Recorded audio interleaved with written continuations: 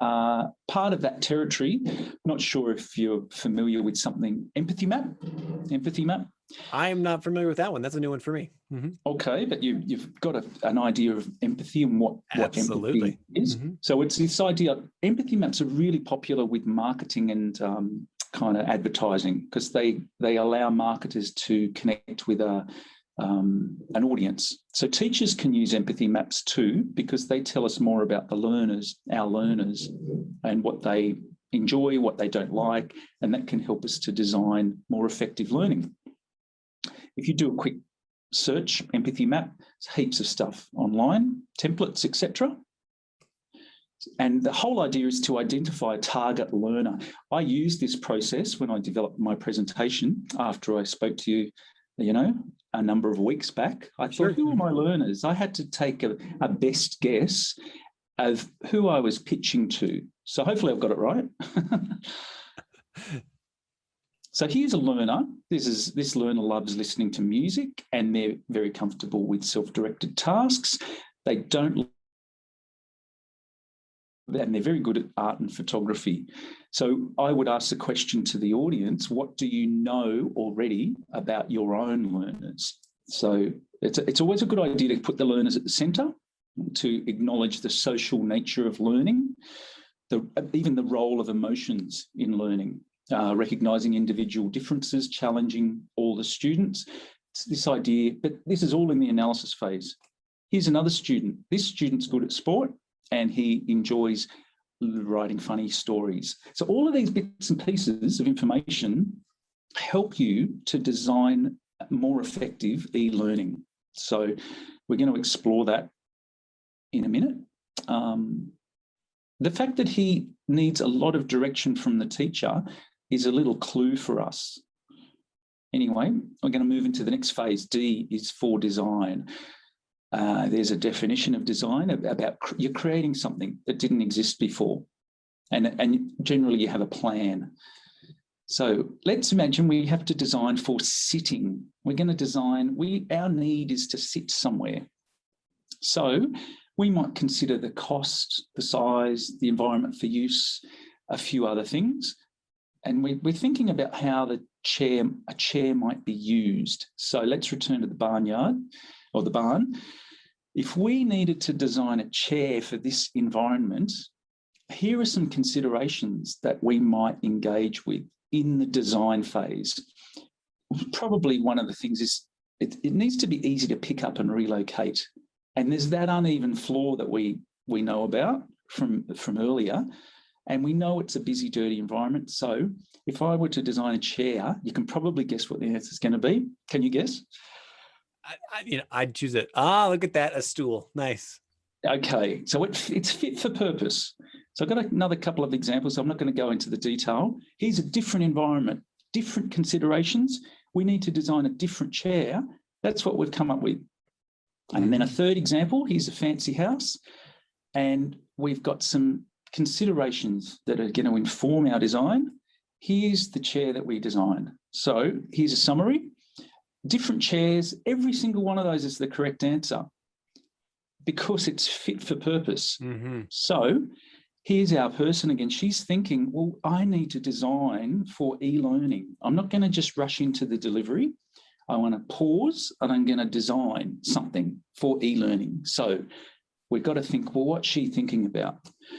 Now, one of the things I've noticed in my humble career is this phenomenon. This is an example of what not to do. Okay, this is a limited content-centered approach when you're designing e-learning. Now, Wikipedia and YouTube links and PDFs, they're great, and sometimes a big hook comes along and collates them and just puts them into the internet. They kind of shovel them up into the internet, and then there's e-learning magic.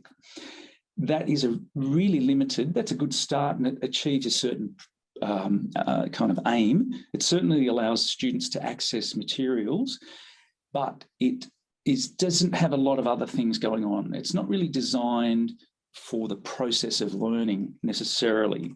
So when we look back at our considerations of how we're going to plan and design, all of these things come into our thoughts. that are maybe some are related to the content, some are related to other elements, like the learning modes, for example.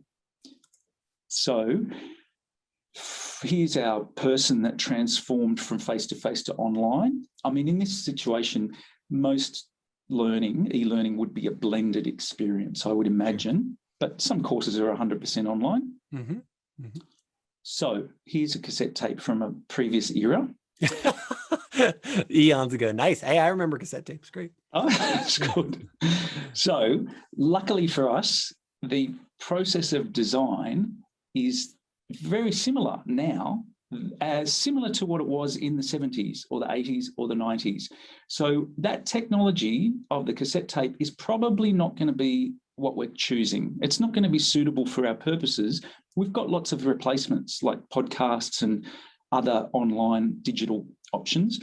However, it's important to note that the driver is always better to be not the technology.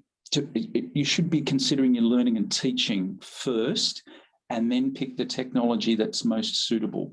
Mm. Sometimes the technology can be very seductive, and it can hijack your thinking. Mm-hmm. But this gets very complicated. I could speak for a whole day on just this one slide, but we're going to move on to this one.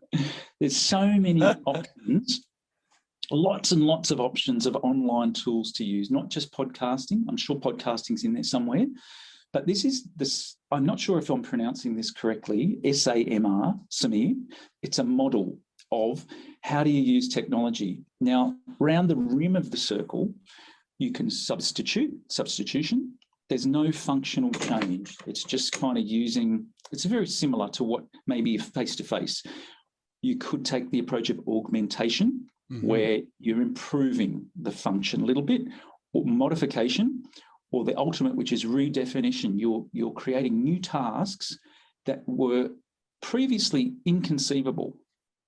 So we'll return to this concept shortly, but clearly that's a very busy slide and we can't even read the detail. That's a good symbol of how much is available on the internet. Sure. Mm-hmm.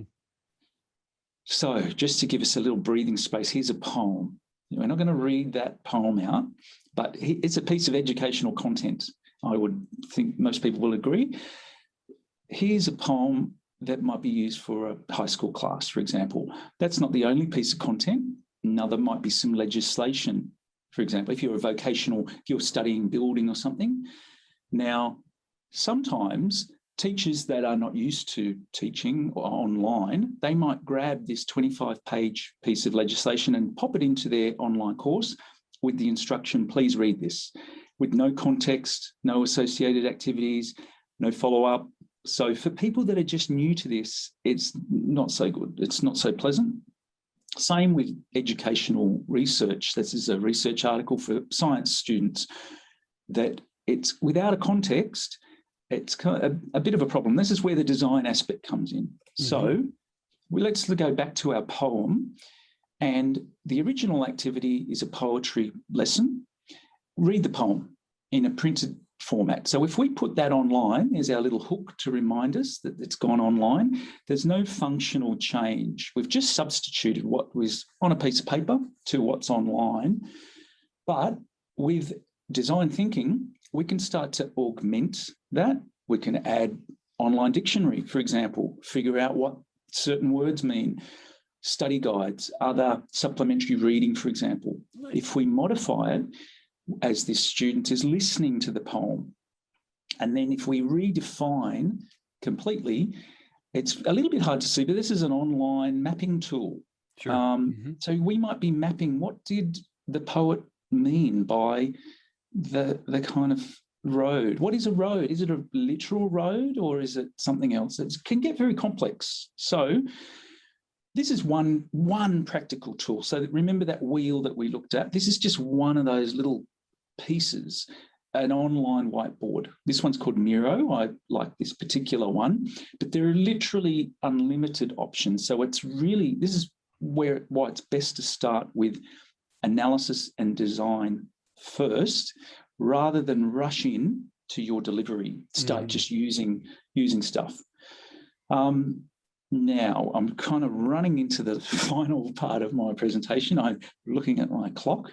You're doing great. You're doing great. We're perfect. Thank you.